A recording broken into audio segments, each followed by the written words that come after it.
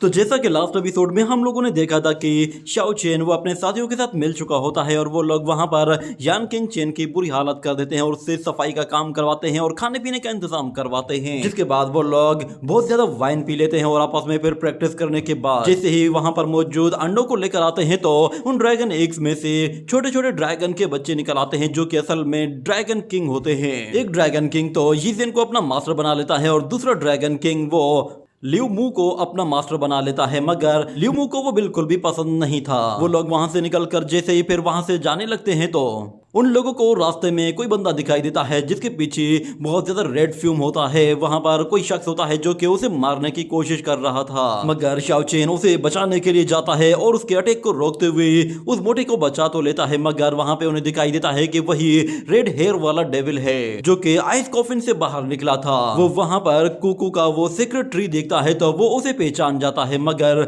Shao chain अपने दोस्तों के साथ वहां से भागकर निकल जाता है। जिसके बाद अगले सीन में हमें दिखाया जाता है कि वो मोटा उन लोगों को वापस अपनी टेरिटरी की तरफ लेकर जाता है और वहां पर उनसे कहता है कि तुम लोगों का बहुत बहुत शुक्रिया कि तुम लोगों ने उस बीच से मेरी जान बचाई, वो तो मेरे पीछे ही पड़ गया था और मैं उस क्याओ के बारे में भी जानता हूँ जिसे तुम तलाश कर रहे हो। वो उन लोगों को अपने विलेज के पास लेकर आता है और उन्हें ये भी बताता है कि वो मॉन्स्टर उसके पीछे कैसे पड़ा हुआ था, जिस पर शाओ चेन को पता चल जाता है कि अच्छा तो वो एक बारबेरियन ट्राइब से है। जिसके बाद वो मोटा कहता है कि वहां देखो वो है हमारा विलेज। वो वहां पे मौजूद अपने लोगों से कहता है कि सब लोग यहाँ देखो मैं वापस आ गया हूँ, फौरन से दरवाजा खोलो। उसे वहां पर देखते ही फिर वहां पर मौजूद लोग सायरन बजाते हैं तो वहां का दरवाजा अपने आप ही खुल जाता है। जिसके बाद वो लोग जैसे अंदर जाते हैं तो अंदर बहुत सारे लोग होते हैं जो कि अजनबी लोगों को देखकर काफी ज्यादा सरप्राइज होते हैं और कहते हैं कि आखिर ये बंदा इन लोगों को क्यों लेकर आया है, ये कौन लोग हैं, ये दिखने में तो कोई कल्टीवेटर लग रहे हैं। और फिर वहां पर अचानक से एक ड्रैगन भी अपीयर होता है जो कि बिल्कुल छोटा सा था। वो छोटा सा ड्रैगन किंग उस मोटे को अपना मास्टर बना लेता है और वो मोटा उसे ब्लैकी कहकर पुकारता है। और फिर वहां पर एक ओल्ड लेडी भी आती है जो कि असल में उस मोटे की ग्रैंड माँ होती है और वहां पर आते ही उस मोटे से कहती है कि तो तुम्हें याद आ गया कि तुम्हें घर भी वापस आना है। ये सुनकर वो मोटा अपनी ग्रैंड माँ के आगे घुटनों पर बैठ जाता है और कहता है कि मुझे माफ कर दीजिए, मैं आइंदा बताए बगैर कभी भी यहाँ से नहीं जाऊंगा। तो उसकी ग्रैनी कहती है कि तुम्हारे हाथ पैर भी नहीं टूटे हुए तो फिर तुम रो क्यों रहे हो, क्या किसी ने तुम्हें मारा है या फिर से तुमने किसी वाइल्ड बीस्ट के साथ पंगा ले लिया है। तो फिर वो मोटा बताता है कि मेरा सामना ऐसे डेविल से हुआ था जो कि सिर्फ लाइफ को एब्जॉर्ब करता है और वो भी मुझे मारने के लिए आ रहा था और मुझे लगा कि शायद मैं तो जिंदा नहीं बचूंगा, मगर इतने में ब्रदर शाओ चेन वहां पर आ गया और उसने उस डेविल से मेरी जान बचाई है। ये सुनकर वो ग्रैनी कहती है कि शाओ चेन तुमने मेरे ग्रैंडसन की जान बचाई है, इसलिए मैं तुम्हारी शुक्रगुजार हूँ। मगर हम लोग किंग यामा को देखते हैं, वो वहां पर उस ओल्ड लेडी के हाथ में एक रेलिक को देखता है तो वो उसे फौरन से पहचान जाता है। उसे याद आता है कि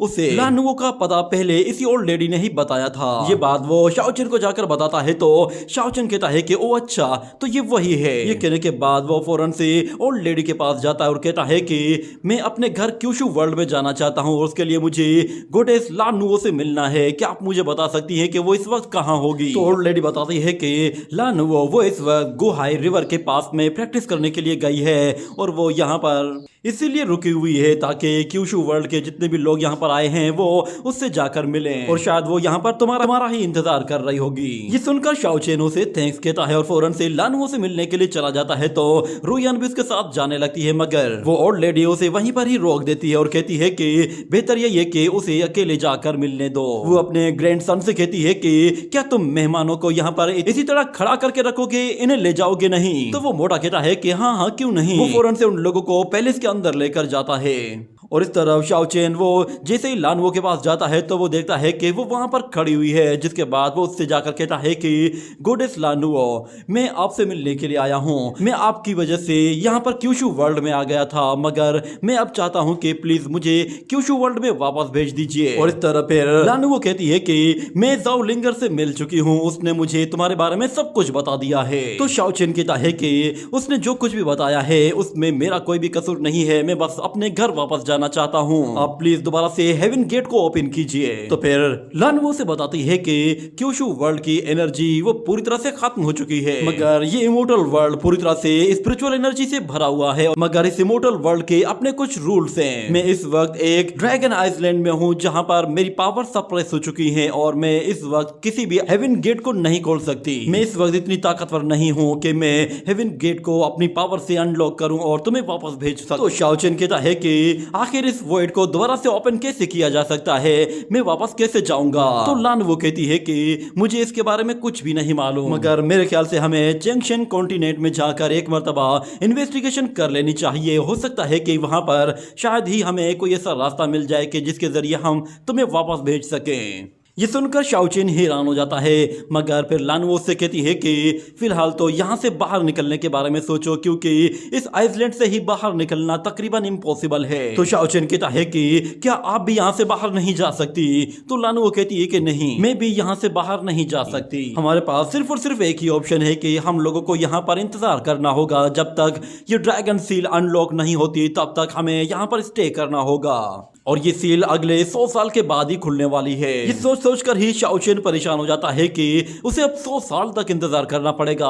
इतना ज्यादा टाइम तो वो इंतजार भी नहीं कर सकता। वो लानवो से मिलने के बाद वहां से चला जाता है और वो काफी ज्यादा उदास हो गया था, क्योंकि उसकी उम्मीदों पर पानी फिर गया था। लानवो अकेली एक उसकी उम्मीद थी जो कि उसे वापस भेज सकती थी, मगर उसने भी शाओ चेन की उम्मीदों पर पानी फेर दिया था। लानवो ने उससे कहा था कि तुम्हारे लिए 100 साल तो बहुत ही छोटे हैं, तुम बस प्रैक्टिस करते रहो, 100 साल कब गुजर जाएंगे तुम्हें पता भी नहीं चलेगा। मगर शाओ चेन कहता है कि मेरे लिए तो 100 साल शायद बहुत थोड़ा वक्त होगा, मगर जहां तक बात रोशुई की है, वो कोई कल्टीवेटर नहीं है, ना ही उसने कभी अपनी पूरी लाइफ में कोई कल्टीवेशन की है। वो तो 100 साल जिंदा भी नहीं रह सकती। आखिर वो मेरे लिए इतना लंबा इंतजार कैसे करेगी। और हमें उसकी पास्ट मेमोरी में दिखाया जाता है कि जब वो रोशुई के साथ मौजूद था तो रोशुई ने उससे कहा था कि तुम जब भी कहीं जाओ तो मुझे हमेशा अपने साथ लेकर जाना, चाहे फिर 7 समंदर पार ही क्यों ना चले जाओ। तो फिर शाओ चेन ने उससे कहा था कि मैं तुमसे वादा करता हूँ, मैं जहां भी जाऊंगा मैं तुम्हें अपने साथ ले जाऊंगा, हमें कोई भी अलग नहीं कर सकता। ये याद आने के बाद उसकी आंखों में आंसू आ जाते हैं, वो कुछ भी नहीं कर सकता। बिल्कुल बेबस होकर वो वहीं पे ही रोने बैठ जाता है और कहता है कि मैंने अब तक जितनी भी कोशिश की वो सारी की सारी बेकार चली गई। और फिर दूसरी तरफ हमें उसी ओल्ड लेडी को दिखाया जाता है जो कि जिनफेंग के साथ अपने पैलेस में आती है और कहती है कि वो डेविल अपीयर हो चुका है, इसलिए अब हमें भी अपनी तैयारी कर लेनी चाहिए। वो बहुत जल्द खून खराबा शुरू कर देगा। हमारे एंसेस्टर्स ने जो बताया था वो सब कुछ सच हो रहा है, मगर अब उस चीज को भी बाहर निकालने का वक्त आ गया है जो कि उस डेविल का मुकाबला कर सकती है। ये कहने के बाद वो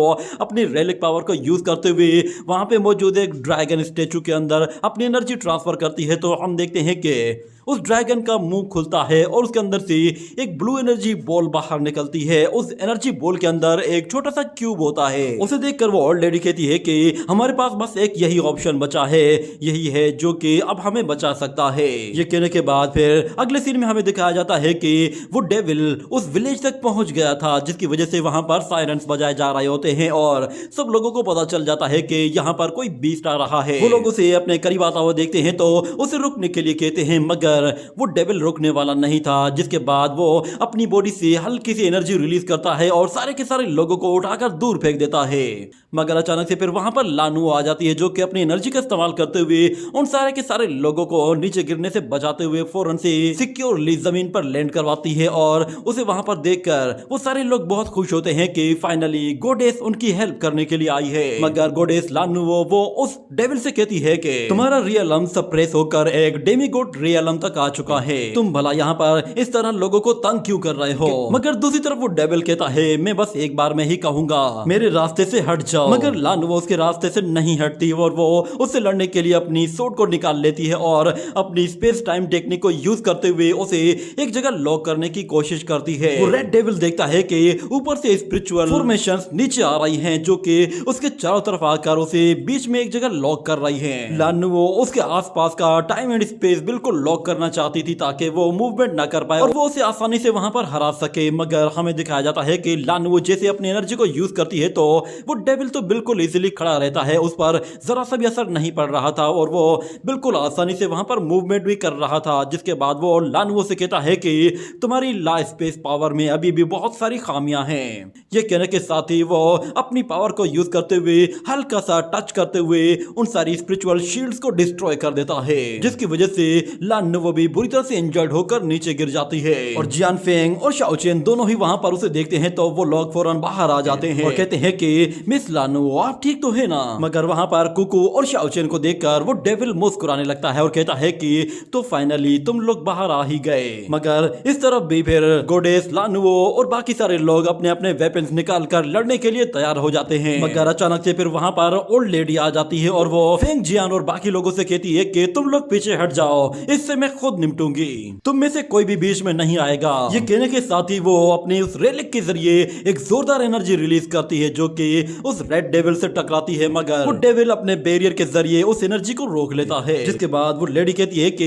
यहाँ पर मेरी मानचू टेरिटरी है, इसीलिए फौरन से यहाँ से पीछे हट जाओ। मगर वो डेविल कहता है कि मैं यहाँ से चला जाऊंगा पर फायदा क्या, ना मैं जिंदा रहूंगा ना मैं मुर्दा रहूंगा, मैं फिर भी दूसरे लोगों की लाइफ को एब्जॉर्ब करके अपने आप को किसी तरह जिंदा रख पाऊंगा, इससे और भी ज्यादा नुकसान होगा। मेरे पास फाइनली एक ऑप्शन है, मैं अपनी बॉडी को पूरी तरह से रिकवर कर सकता हूँ, जिसके बाद मुझे किसी को भी मारने की जरूरत नहीं पड़ेगी और मेरी सिर्फ एक ही उम्मीद है और वो मेरे बिल्कुल सामने खड़ी है और तुम लोग चाहते हो कि मैं उसे हासिल किए बगैर यहाँ से चला जाऊं। मगर ओल्ड लेडी कहती है कि अगर तुम्हें लगता है कि तुम इस विलेज के अंदर जाओगे तो तुम्हें मेरी लाश से होकर गुजरना होगा। ये कहने के साथ ही वो फौरन से अपनी रेलिक पावर को यूज करते हुए उसका ऑरा हर जगह फैला देती है और उस ब्लू एनर्जी क्यूब को भी बाहर निकालते हुए वहां पर एक जबरदस्त एनर्जी फॉर्मेशन क्रिएट करते हुए उसके साथ बहुत ज्यादा एनर्जी जनरेट कर लेती है और वो सारी की सारी एनर्जी उस पूरे के पूरे विलेज को कवर कर लेती है, जिसकी वजह से उसके चारों तरफ एक प्रोटेक्टिव शील्ड बन जाती है। जिसके बाद हमें फिर वहां पर एक ड्रैगन फॉर्मेशन को भी अपीयर होते हुए दिखाया जाता है। उस ड्रैगन फॉर्मेशन के अंदर से एक स्पिरिचुअल ड्रैगन बाहर निकल आता है। उसे वहां पर देखकर सब लोग बहुत ही ज्यादा हैरान हो गए थे।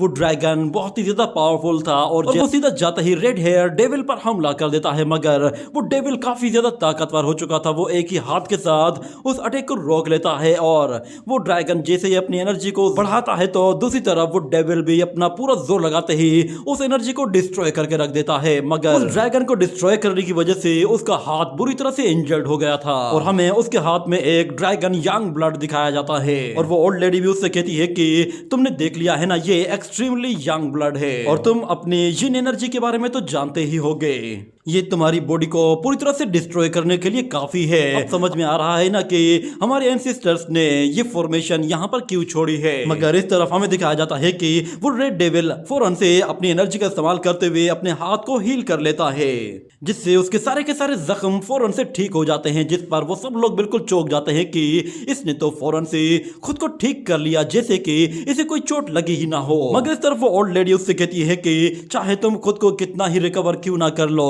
इस तरह तुम फिर भी बार बार हर्ट होते रहोगे और तुम इतने इंजर्ड हो जाओगे कि तुम यहाँ पर किसी के हाथों मारे जाओगे। ये देखकर वो रेड डेविल वॉरियर कहता है कि ड्रैगन किंग ब्लड के जरिए तुम लोगों ने काफी कुछ सेक्रीफाइस किया है, मगर मैं देखना चाहता हूँ कि आखिर तुम लोग कब तक मुझे रोक सकते हो। ये सुनकर ओल्ड लेडी कहती है मुझे बताओ कि आखिर तुम्हें चाहिए क्या। तो वो रेड डेविल सीधा शाओ चेन की तरफ इशारा करता है कि मुझे ये चाहिए। ये सुनकर शाओ चेन और कोको थोड़ा सा सीरियस हो जाते हैं और इस तरफ वो डेविल वॉरियर कहता है कि मुझे वो लड़का और उसकी वो कैट चाहिए। अगर तुम लोग उन दोनों को मेरे हवाले कर देते हो तो मैं तुम्हारे पूरे क्लान को छोड़ दूंगा और उसके लिए मैं तुम लोगों को एक दिन का टाइम दे रहा हूँ। तुम लोग अच्छी तरह से सोच लो, मैं कल दोबारा आऊंगा। अगर कल तक तुम लोगों ने इस लड़के को और इस कैट को मेरे हवाले ना किया तो फिर मैं पूरे के पूरे विलेज को पूरी तरह से डिस्ट्रॉय कर दूंगा, यहाँ तक कि 100 माइल्स तक जो भी शख्स जिंदा होगा वो खत्म हो जाएगा। ये कहकर वो तो वहां से चला जाता है, मगर दूसरी तरफ जियान फेंग कहता है कि ग्रैंडमा आप तो सच में कमाल है। मगर ग्रैनी कहती है कि तुम लोग मेरे साथ चलो और फिर अगले सीन में हमें दिखाया जाता है कि शाओ चेन उन लोगों से कह रहा होता है कि उस रेड डेविल का शिकार मैं हूँ, तुम सब लोग बीच में मत आओ, तुम लोगों को इससे और भी ज्यादा नुकसान उठाना पड़ सकता है। मगर ओल्ड लेडी कहती है वो झूठ बोल रहा हो तो क्या होगा, तुम्हें उसकी बात पे बिल्कुल भी भरोसा नहीं करना चाहिए। कहीं ऐसा ना हो कि वो तुम्हें शिकार बनाने के बजाय फिर पूरे के पूरे विलेज को ही अपना शिकार बना दे तो हम लोग कुछ भी नहीं कर पाएंगे। मगर इतने में लानुओ कहती है कि आप लोग तो उस डेविल से लड़ने के लिए बहुत पहले से ही तैयारियां कर रहे हैं। उम्मीद है कि आप लोगों ने उससे बचने के बहुत सारे तरीके तैयार कर लिए होंगे। तो ओल्ड लेडी कहती है कि हमारे एंसेस्टर्स ही वो लास्ट वॉरियर्स थे जिन्होंने ड्रैगन आइसलैंड को ओपन किया था, और जो लोग यहाँ पर रह गए थे उन लोगों ने यहाँ पर कुछ एंशिएंट रून्स में से कोई चीज ढूंढ निकाली थी जो कि उन लोगों के काम की चीज थी। उन लोगों ने उसमें देखा था कि यहाँ पर एक ऐसा डेविल छुपा हुआ है जो कि आने वाले वक्त में अपीयर होने वाला है। वो यहाँ पर जब आएगा तो वो हर एक को खत्म कर देगा। उसके पास एक ऐसी स्पेशलिटी है कि वो किसी की भी वाइटैलिटी को एब्जॉर्ब कर सकेगा। ये सुनकर शाओ चेन सोच में पड़ जाता है और कहता है कि अच्छा, तो उसे वाइटल एनर्जी चाहिए। जिसके बाद वो कुकू के सीक्रेट ट्री की तरफ देखता है और कहता है कि ये सीक्रेट ट्री ये भी तो वाइटल एनर्जी को एब्जॉर्ब करता है। इसका मतलब ये है कि उस बंदे को ये छोटा सा सीक्रेट ट्री चाहिए, मगर कुकू ये ट्री कभी भी उसे नहीं देगी। और फिर वो ओल्ड लेडी ने बताती है कि हमें जो एंशिएंट रिकॉर्ड मिला था उसमें ये बात नहीं लिखी हुई थी कि उस ओल्ड डेविल से बचना कैसे है, मगर हम लोगों ने खुद से ही उससे बचने का एक तरीका निकाल लिया है। ये कहने के बाद वो एक स्क्रॉल लानुओ को देती है, तो वो स्क्रॉल असल में एक मैप होता है, और वो जब उसे खोल कर देखती है तो उसे वहां पर एक स्टार मैप नजर आता है। और दूसरी तरफ वो ओल्ड लेडी बताती है कि ऐसा बताया जाता है कि एंशिएंट ड्रैगन बोन से बनी हुई एक ऐसी शिप है जो कि हमें यहाँ से बाहर निकाल सकती है। उस एंशिएंट शिप में ऐसी खास स्पेशलिटी है कि जो इस पूरे ड्रैगन आइसलैंड की सप्रेशन को भी रोक सकती है, और उसके साथ साथ वो इस सील से आराम से क्रॉस कर सकती है। हमें बस किसी तरह उस डिवाइन शिप को समन करना होगा जो कि अपने आप ही फिर हमें पूरे रास्ते यहाँ से बाहर लेकर भी जाएगी और प्रोटेक्ट भी करेगी। ये सुनकर जियान फेंग कहता है ऐसी बात है तो फिर ठीक है, हमें फौरन से इस काम में लग जाना चाहिए। और शाओ चेन भी कहता है कि मुझे फौरन टेंशन कॉन्टिनेंट जाना होगा, वहां पर ऐसे बहुत सारे वॉरियर्स होंगे जो कि यहाँ से निकलने का रास्ता जानते होंगे। मगर इस तरह फिर लानुओ कहती है कि ये 7 स्टार जब एक अलाइनमेंट में आएंगे तभी वो शिप समन की जा सकती है। जब तक इनकी अलाइनमेंट कंप्लीट नहीं होती हम लोग उस शिप को समन नहीं कर पाएंगे। और जहां तक मुझे मालूम है इनकी अलाइनमेंट तकरीबन भी 8 दिन के बाद ही कंप्लीट होगी, और इसे ओपन करने के लिए हमें एक और फॉर्मेलिटी को भी कंप्लीट करना होगा। हमें सारे के सारे ड्रैगन किंग्स को एक जगह इकट्ठा करना होगा। ये 7 स्टार अलाइनमेंट सिर्फ 30 साल में एक मर्तबा ही कंप्लीट होती है, यानी कि अगर ये चांस मिस कर दिया तो फिर अगला चांस हमें 30 साल के बाद मिलेगा। और इस तरफ वो मोटा कहता है कि हमारे पास सिर्फ 8 दिन हैं, इसका मतलब है कि हमारे बचने का कोई भी चांस नहीं, क्योंकि वो मॉन्स्टर तो कल दोबारा से आएगा, और एक दिन के अंदर हम लोग इतने सारे ड्रैगन किंग्स को कैसे इकट्ठा करेंगे। मगर शाओ चेन कहता है कि मेरे पास एक आइडिया है, मैं क्यों ना उस रेड डेविल को यहाँ से कहीं दूर ले जाऊं, और तुम लोगों के पास फिर इतना टाइम होगा कि तुम लोग ड्रैगन किंग्स को इकट्ठा कर पाओगे। ये कहने के साथ ही ये एपिसोड यहीं पे ही एंड हो जाता है।